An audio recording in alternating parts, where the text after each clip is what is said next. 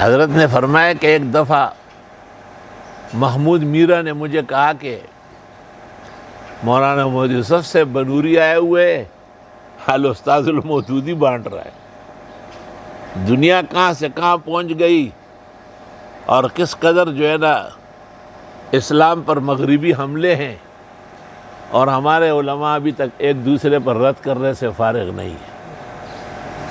تو مولانا نے کہا کہ میں نے محمود میرا کو کہا کہ حضرت سے ہم نے کئی مرتبہ بات کی ہے، وہ کہتے جب وہ حضرت عثمان و معاویہ پر اعتراضات کرتے تو اسلام صحیح ہے، اور جب ہم جواب دیتے ہیں کہ یہ اعتراضات کسی دشمن گھر سے نکلے ہوئے ہیں، تو آپ کہتے ہیں کہ اس کا وقت نہیں ہے۔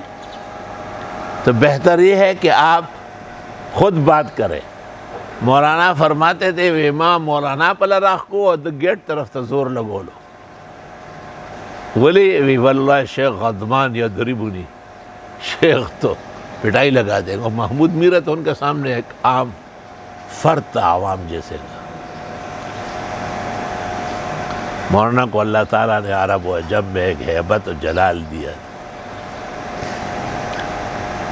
مولانا نے جب الاستاذ المودودی لکھی اور تینوں حصے اس کے چپ گئے تو آپ نے بکسے بھرے اور اپنے ساتھ لے کے جا رہے تھے کہ میں وہاں علماء عرب کو دوں گا۔ مودودی جماعت جو اس زمانے میں ایک شیطان جماعت ہے، انہوں نے فوراً وہاں پر جو ان کے مؤثر لوگ تھے ان کو آگاہ کیا، اور ایئرپورٹوں پر تفتیش و تجسس شروع ہو گیا۔ ہمارے ایک ساتھی تھے عبدالقادر مرغیلانی، اللہ تعالیٰ غری کے رحمت کرے، یہاں بنوری ٹاؤن میں ہم اکٹھے پڑھے تھے، دور حدیث میں ساتھ تھے وہ۔ اس کو پتہ چلا، وہ بڑا ذہین و ذکی تھا، وہ فوراً امام مدینہ کی خدمت میں گیا اور ان کو کہا مولانا محمد یوسف سے بنوری آ رہے، الاستاذ المودودی لے کی، اور ایئرپورٹوں پر پابندی لگی۔ تو شیخ نے کہا کہ پھر مجھے کیا کرنا چاہیے؟ کہ آپ کہے کہ مولانا کے پاس جو کتابیں ہیں میں نے منگوائی۔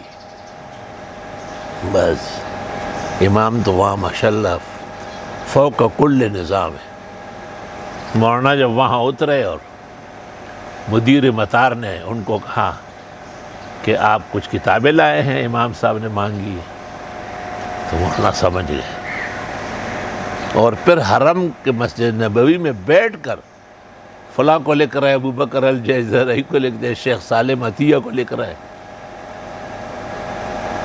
مولانا شیر علی شاہ فرماتے تھے کہ میں نے کہا حضرت تھکے تھکائے ہیں آپ، میں لکھ بھی دوں گا اور پیش بھی کر دوں گا۔ اچھا تمہیں لکھنا آتا ہے؟ کہ میں نے کہا ایک نام دے دے میں لکھتا ہوں۔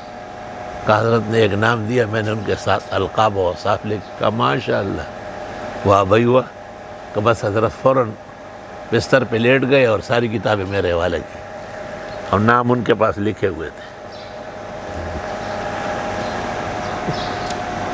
اس دوران امام مدینہ بھی آئے، کافی دیر تک بیٹھے رہے، حضرت کے ہاتھ پیر دبانے کی کوشش کی، اور اس کے بعد کب بعد انشاءاللہ اذا صلیت وفرغت آتی عند الشیخ۔